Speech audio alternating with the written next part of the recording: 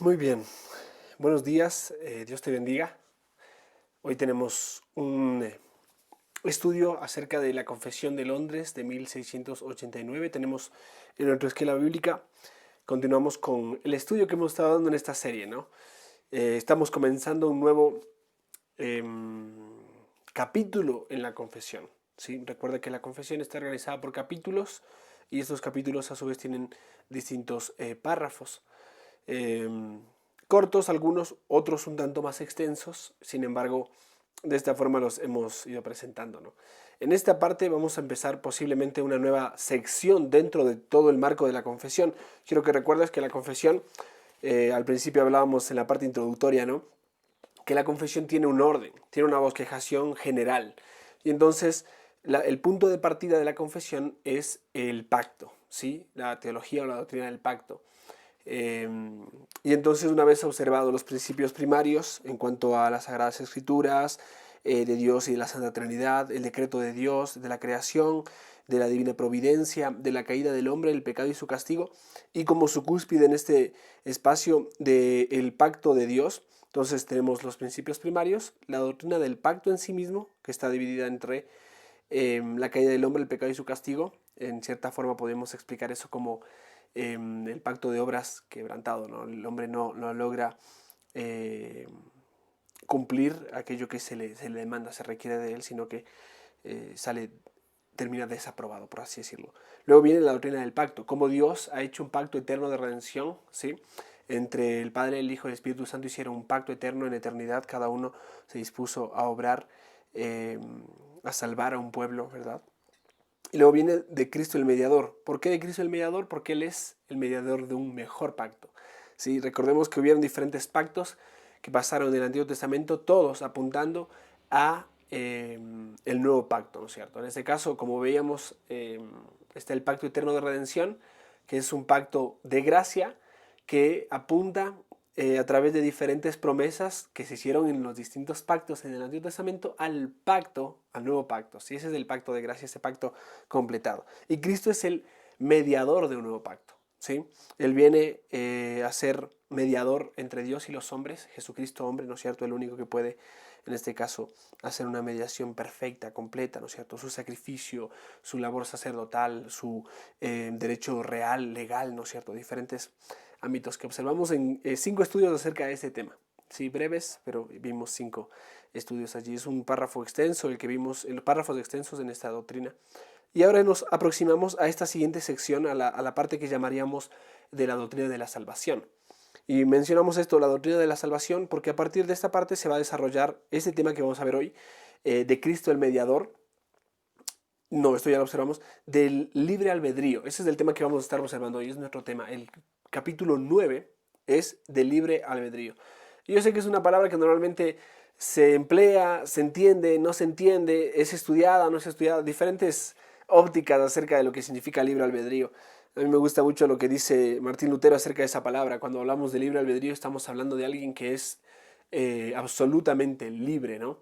Totalmente libre y nunca detenido en sus habilidades. Y Dios es alguien que podríamos decir que es el único libre en ese aspecto o que es hábil en todas sus capacidades.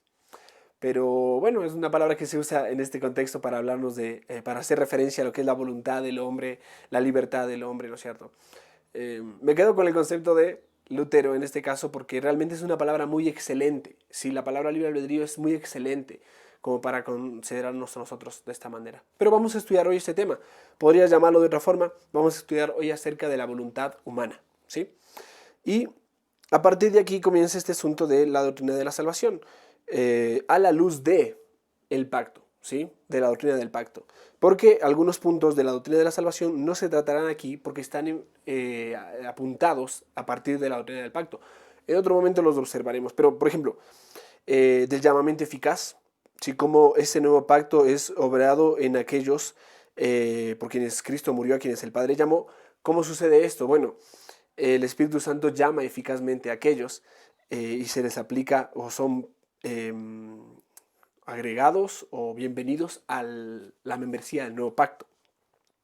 de la justificación, esto es lo que logra Cristo en la cruz, de la adopción, en Cristo somos adoptados hijos de Dios, de la santificación, estos son diferentes capítulos que vamos a estar observando a partir de la fe salvadora, evidentemente aquí tenemos algo importante, y en base a eso también del arrepentimiento para vida y salvación, de las buenas obras, de la perseverancia de los santos, de la seguridad, de la gracia y de la salvación.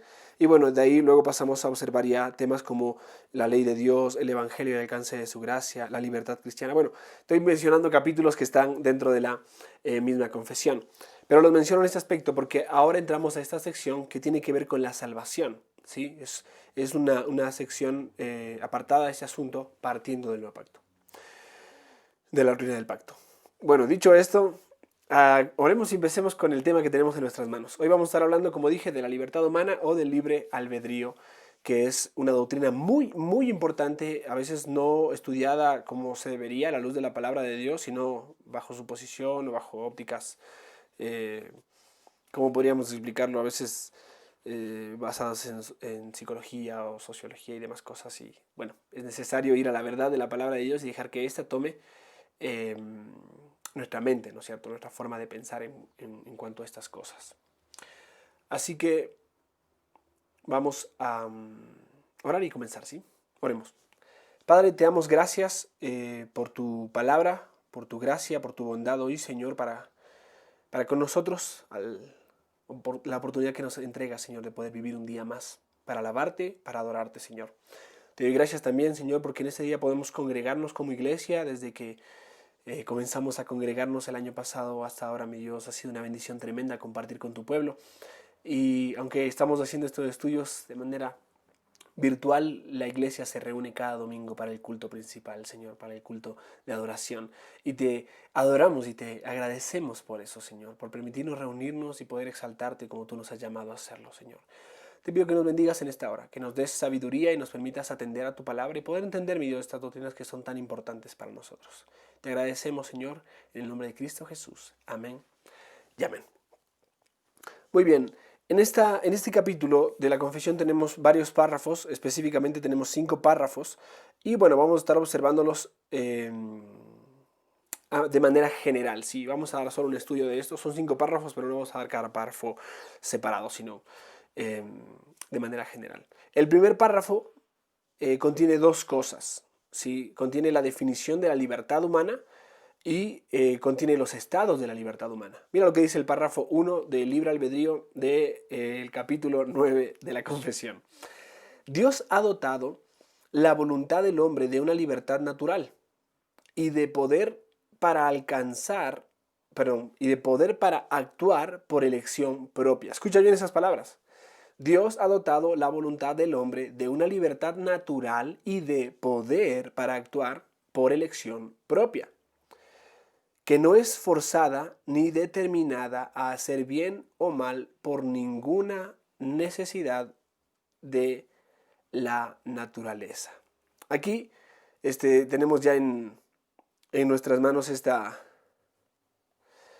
este comienzo acerca de la doctrina del libre albedrío. ¿Qué significa esto? Que Dios, evidentemente, a sus criaturas, ¿sí? Específicamente a la humanidad, en Adán y por Adán, a todos los demás, ha dotado, ha capacitado al hombre de una voluntad que es libre, que es natural, y de poder. En esa voluntad le ha dado también la capacidad de actuar, de poder actuar por elección propia. ¿Sí? Estoy simplemente parafraseando lo que estamos leyendo hace un momento. ¿Y qué implica esto? Que esta no es forzada ni determinada a hacer bien o mal por ninguna necesidad de la naturaleza. O sea, que no es influenciada por algo externa así mismo, o que lleva algo dentro de ella que le lleve a hacer algo que va en contra de su misma naturaleza. O sea, el hombre tiene la voluntad para decidir, tiene el poder para actuar bajo la elección propia. ¿Sí? Eso es lo que se resume en este párrafo. Lo podemos encontrar, mira lo que dice Mateo 17, 12. Mira lo que dice el Evangelio de Mateo capítulo 17 en el verso 12, dice así. Mas os digo, ¿sí estoy bien? Mateo 17, 12. Dice, mas os digo que Elías ya vino y no le conocieron, sino que hicieron con él todo lo que quisieron. Así también el Hijo del Hombre padecerá de ellos, dice el texto. Obviamente la referencia aquí, obviamente hay un contexto para ese texto, pero obviamente la referencia tiene que ver con qué es lo que hicieron con Elías y qué es lo que iban a hacer con Cristo. No es que había un angelito aquí y un diablo acá, ¿no es cierto?, diciéndoles, era su naturaleza y su disposición, era su voluntad, su libre elección y el poder para hacerlo, lo que les llevó a hacer lo que quisieron, tanto con Elías como notarás en los evangelios con nuestro Señor Jesucristo. Evidentemente aquí la referencia es a Juan el Bautista, ¿no? Por eso el verso 13 dice, entonces los discípulos comprendieron que les había hablado de Juan el Bautista, ¿no? Ese es del Elías que ya vino y hicieron lo que quisieron con él, ¿no? Entonces, bueno, notarás que en ese texto ya evidencia algo que es por voluntad propia y libre elección que el hombre actúa. Esa es la palabra que podemos, es su poder para actuar, es lo que Dios le ha dado, le ha dotado para actuar de esta forma.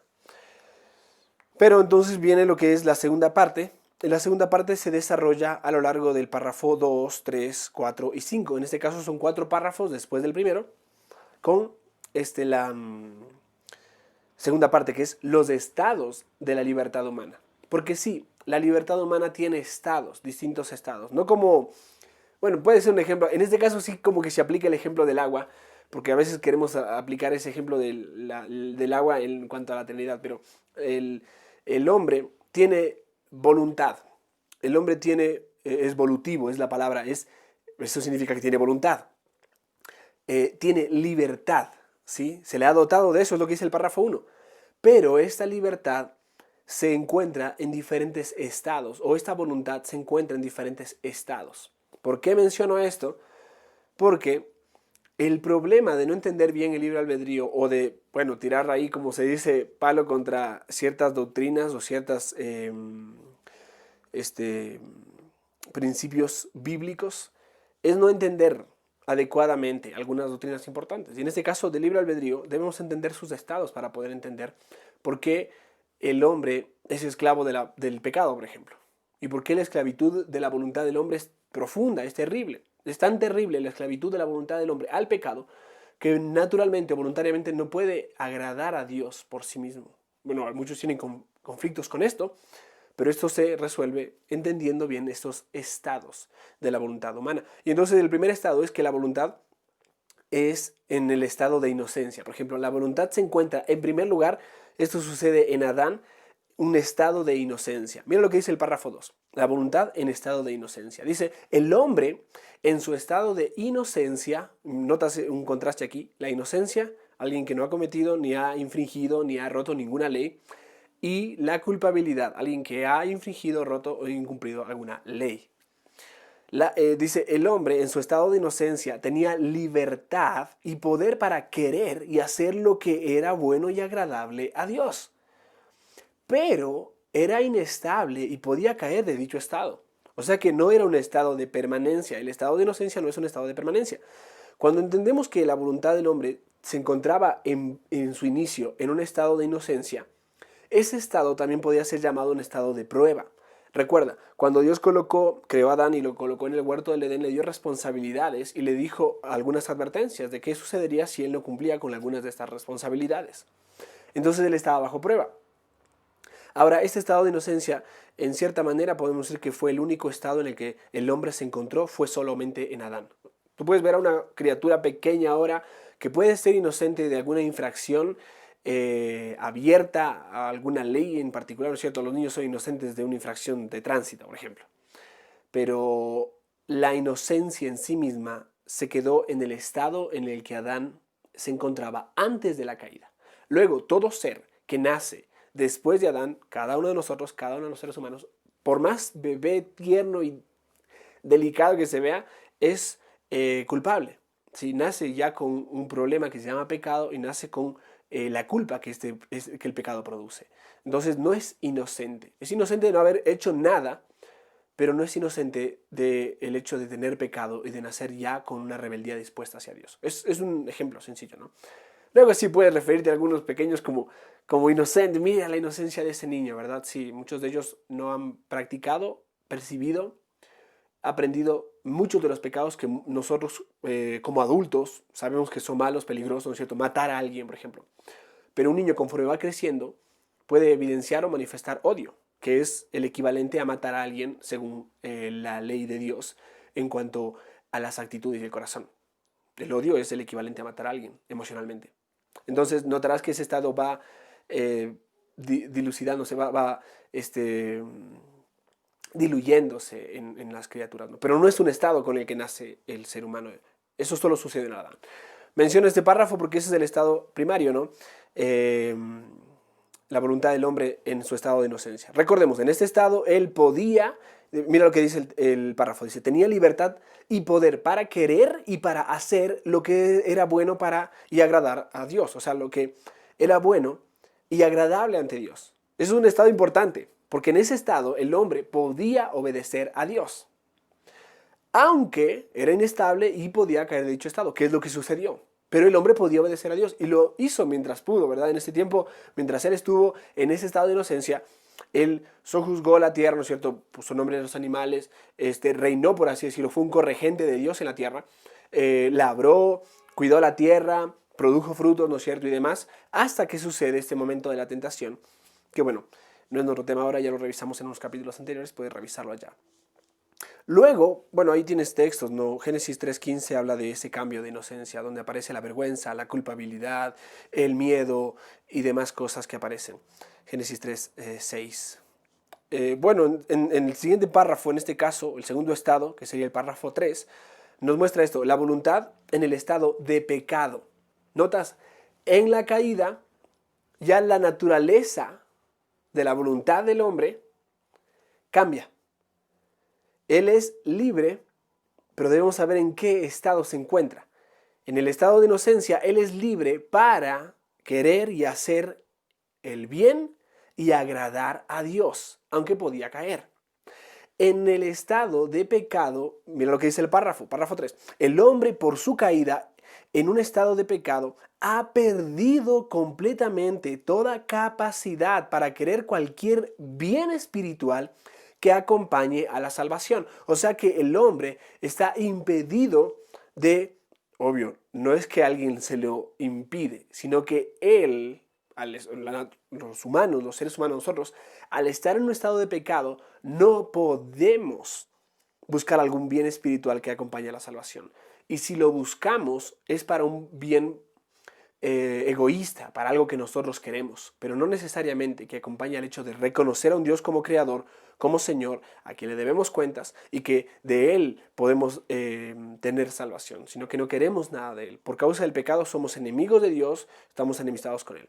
El párrafo continúa y dice, por consiguiente, como hombre natural que está enteramente opuesto a ese bien y muerto en el pecado, no puede por sus propias fuerzas convertirse a sí mismo o prepararse para ello. O sea que el hombre no quiere obedecer la ley de Dios, no puede obedecer la ley de Dios. El hombre no quiere obedecer a Dios y no quiere reconocer que necesita salvación, que solo Dios puede proveerle. Puede escuchar varias veces del Evangelio, pero por sí mismo no puede responder a ese Evangelio por causa de que está muerto espiritualmente. Si Dios no obra un nuevo nacimiento en aquel, su voluntad es esclava del pecado. Él puede hacer algún bien, él puede ayudar a alguien y sentirse satisfecho por hacer eso, pero el bien mayor es saber que lo hacemos para la gloria de Dios. Lo que no podemos hacer es agradar a Dios o hacer un bien espiritual. Podemos hacer muchos bienes aquí en la tierra, ¿no es cierto? Ayudar a los pobres, alimentar al que está con necesidad, ¿no es cierto? Cubrir al que tiene frío. Pero lo podemos hacer meramente para satisfacernos y sentirnos bien en nuestra conciencia. O para la gloria de Dios. Y eso solo se logra cuando somos liberados de la esclavitud al pecado. Así que bueno, este es otro estado y este es del estado actual. Sí, este es del estado actual de toda la humanidad, en términos generales.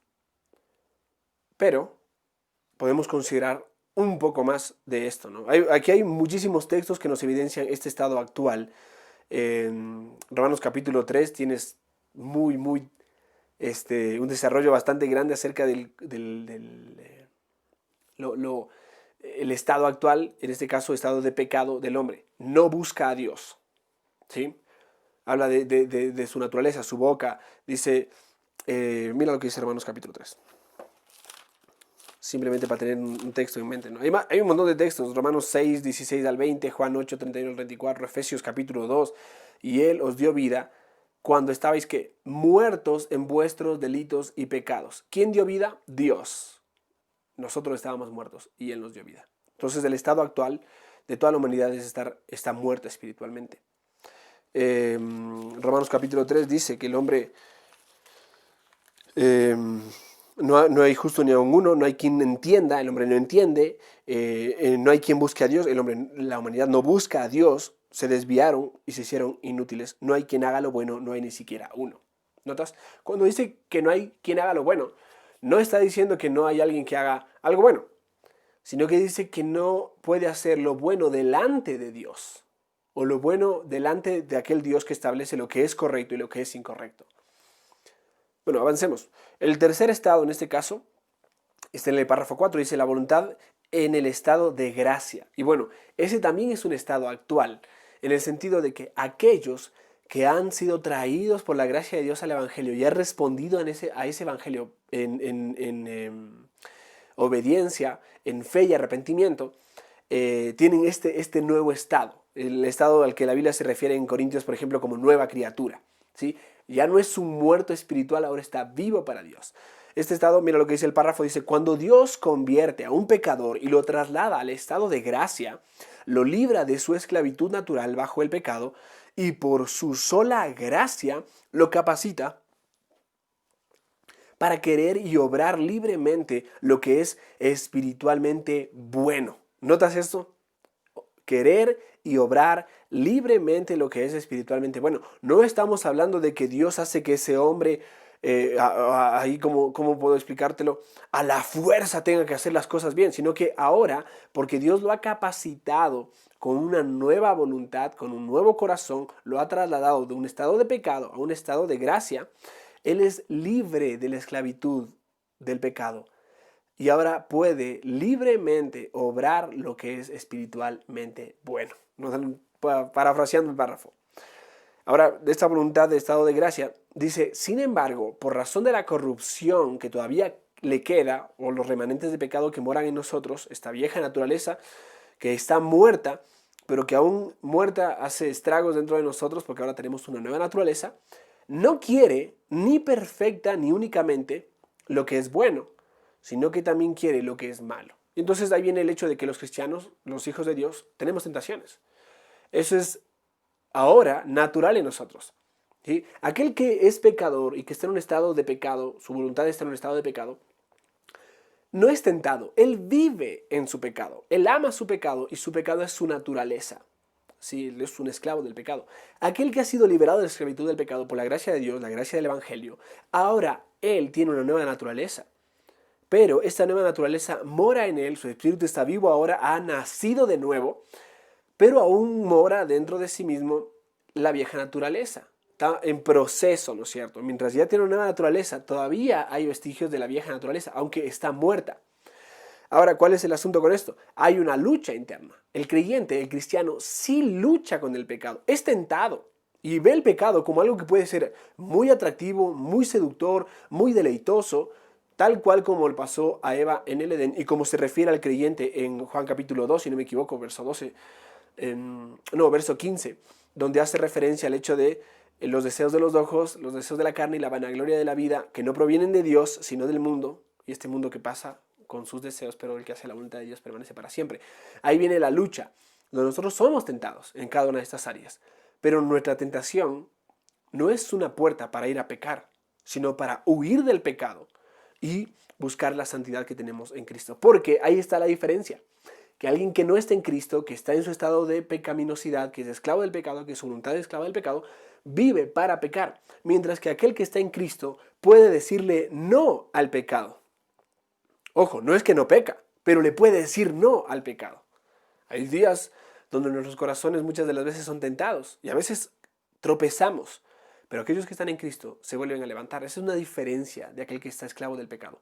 El creyente ya no es esclavo del pecado. Por eso hay muchos llamados, tanto en Romanos capítulo 6, Romanos capítulo 7, 8, al hecho de que no proveáis para los deseos de la carne, no volváis otra vez a la vieja naturaleza, no dejen que tome parte. Dice, despojaos del viejo hombre y revestidos del nuevo, Colosenses capítulo 3. ¿Notas?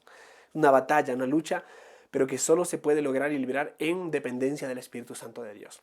Eso da un nuevo estado, un estado de gracia, ¿sí? Un estado maravilloso. Pero conscientes de esto, de que por razón del pecado que mora en nosotros, aún hay una disposición a veces a querer hacer algo malo. No hay un gobierno del pecado sobre nosotros ya. Pero a veces nuestro corazón quiere tomar partido y dejarse llevar por esta tentación, ¿no? No, el pecado ya no es nuestro amo, ahora es Cristo nuestro amo.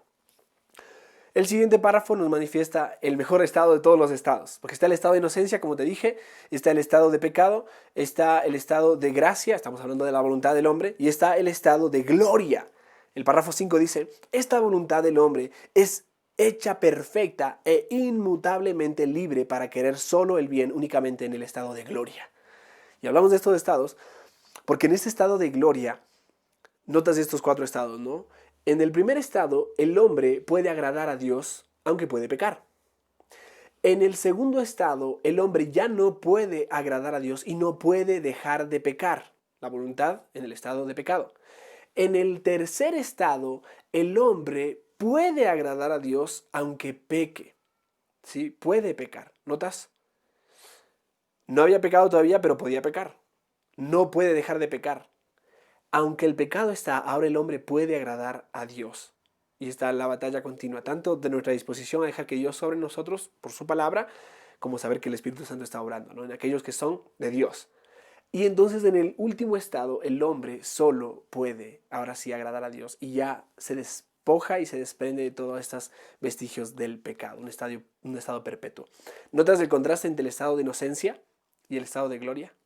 Perfección, ¿verdad? Eso es lo que Dios quería de Adán en el principio, pero en su plan eterno Él propuso que en este caso el postrer Adán sea aquel que logre este estado de gloria perfecto, ¿no? El primogénito de entre muchos hermanos, el primogénito entre los que han resucitado para gloria eterna, ¿no?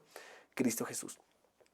Bueno, simplemente acabo de pasar la introducción, así que, bueno, me dispongo ahora a desarrollar un poco ya todo lo visto. Notarás que ya hablamos de la libertad, del libre albedrío, y notarás que cada uno de estos tiene su entendimiento en su estado. El estado en el que nos encontramos se encuentra para el mundo entero en el estado de la voluntad, en el estado de pecado. Y para aquellos que están en Cristo, los que somos la iglesia de Cristo, estamos en el estado de la voluntad del estado de gracia, de la gracia. Estamos en la gracia.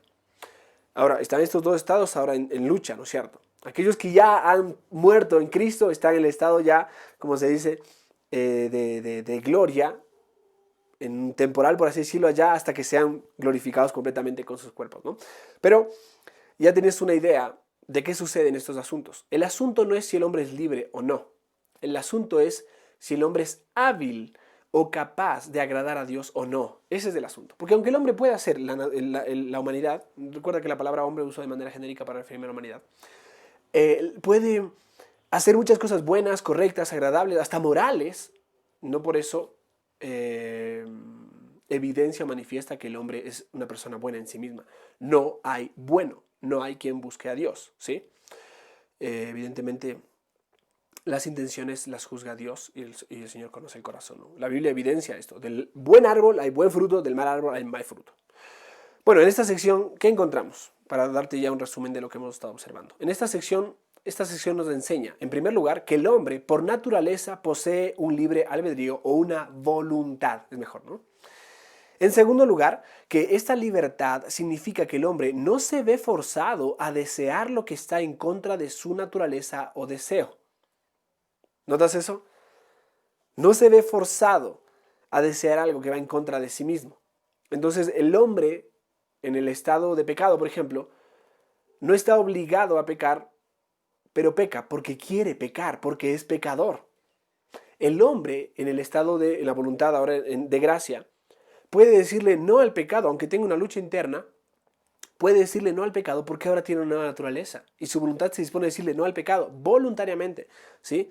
Se dispone a este bendito evangelio. En tercer lugar, en esta sección encontramos también que el hombre disfruta la misma libertad en 4 estados, pero con distintos grados de habilidad para hacer el bien o el mal. ¿Notas eso? Distintos grados, 4 estados que tienen distintos grados de habilidad para hacer lo que es correcto y lo incorrecto.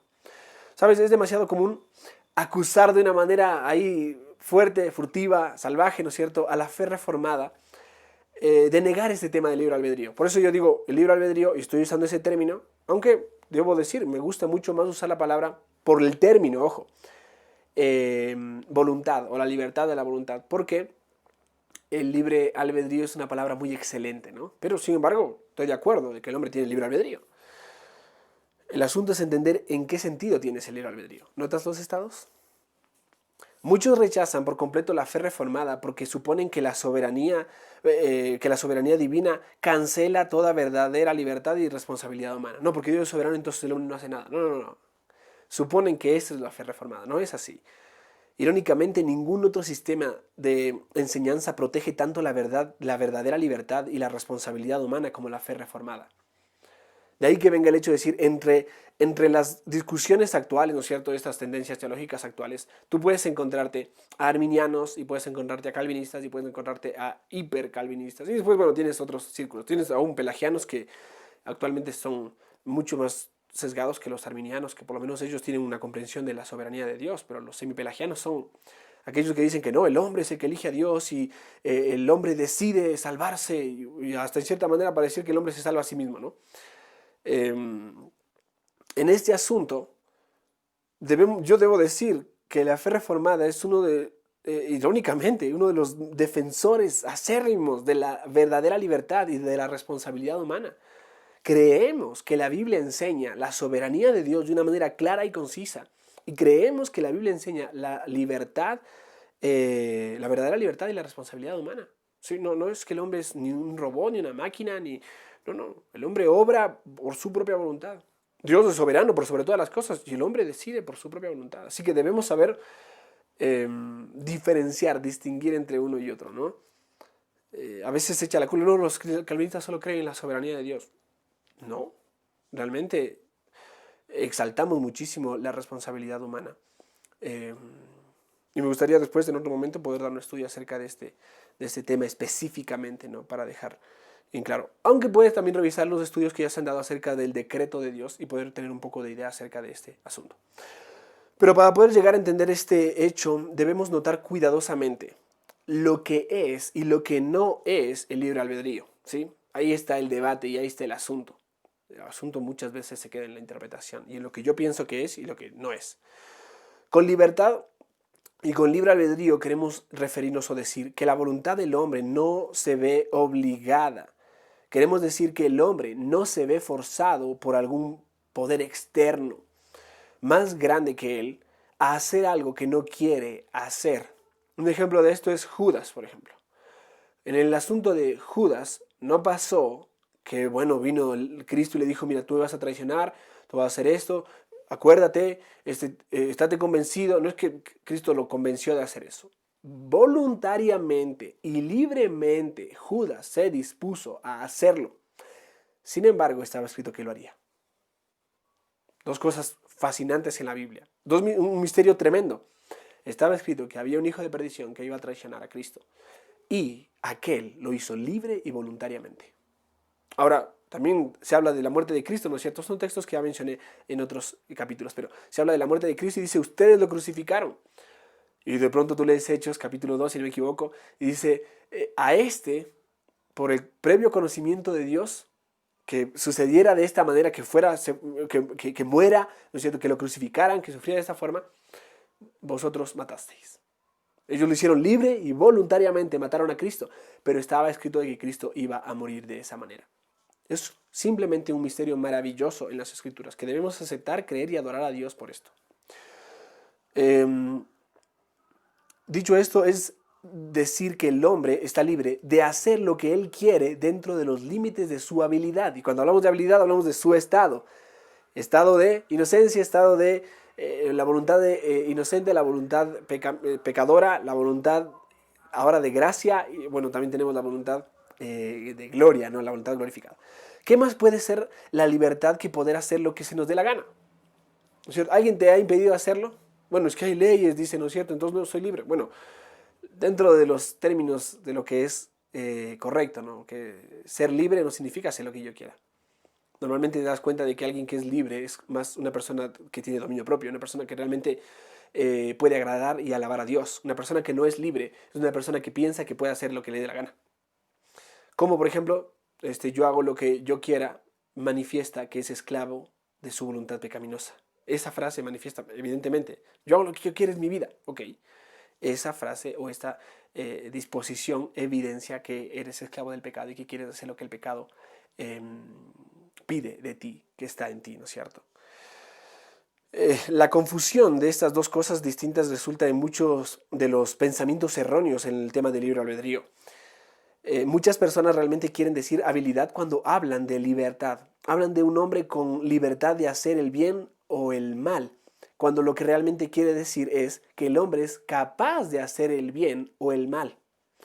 En esto están en un grave error. ¿Sabes? La Biblia enseña claramente y de manera consistente, en primer lugar, que el hombre está libre de hacer el bien o el mal, pero no tiene la libertad de hacer cualquiera. Piensa eso, considera esto, que el hombre está libre de hacer el bien o el mal, pero no tiene la libertad de hacer cualquiera. En segundo lugar, la Biblia también enseña esto, que el hombre solo puede hacer el mal por su condición caída. Y cuando hablamos de hacer o disposición hacia el bien o el mal, o es disponernos a hacer lo que es agradable ante los ojos de Dios o lo que no le agrada. En cierta manera se resume en eso. El bien es lo que Dios llama bien y lo que Dios pide que hagamos y cómo Él quiere ser alabado, adorado y obedecido. El mal es todo lo contrario a eso, ¿sí? Porque a veces uno puede tomar decisiones muy éticas, ¿no es cierto? Uno dice, bueno, está bien que coma otro platito de comida. Sí, es que tengo hambre. Bueno, está bien. No, ya estoy lleno, pero quiero otro plato. Eso se llama gula, entonces ya está mal. ¿Notas eso? Son decisiones que tomamos todo el tiempo, entre lo bueno y lo malo, entre lo que agrada a Dios y lo que no le agrada. Y en esto la esencia de esta confusión común la encontramos en la enseñanza que Cristo da, evidentemente ese texto que acabo de mencionar allí en Mateo capítulo 12, verso 33. Si tiene un buen árbol, ese árbol va a dar buen fruto. Y si tienes un mal árbol, el árbol va a dar mal fruto. La voluntad es una facultad del alma o la personalidad del hombre. Por ende, la voluntad se ve determinada por el alma del hombre. No puede escapar del carácter moral del cual proviene si el alma no está totalmente corrompida. No puede escapar del carácter moral del cual proviene, ¿sí? Es inherente a uno mismo, no es que soy mi alma y mi cuerpo, no, somos uno mismo, somos el hombre en su totalidad, ¿no? Si el alma está totalmente corrompida de tal forma que sus conocimientos y deseos son defectuosos o podridos, entonces siempre deseará hacer el mal. Si en su esencia el hombre es pecador, entonces su disposición y su deseo es el mal. De manera que existe la libertad absoluta, aunque hay una total inhabilidad de hacer el bien. El hombre es libre de hacer lo que quiera, pero no puede hacer el bien a pesar de que es libre, porque su estado o su naturaleza o su voluntad se encuentra en un estado de pecaminosidad. ¿Notas eso? El hombre tenía originalmente una una personalidad sin pecado al inicio, ¿no? Como veíamos. Él deseaba hacer solo lo que era bueno y le complacía a Dios. Era libre de hacer lo que él deseara, lo que Dios desea. Es lo mejor que podemos hacer. Para eso nos creó Dios. Y por su naturaleza era totalmente sin corrupción. Sus deseos eran únicamente buenos. Tenía libertad absoluta y también la habilidad de hacer el mal, obviamente. No tenía más libertad de hacer el bien que el hombre caído. Cuando digo esto, pero tenía la habilidad completa de estar, que está ausente del hombre caído, ¿no es cierto? Con la llegada del pecado, el hombre perdió no su libertad, ojo, sino su habilidad de hacer el bien.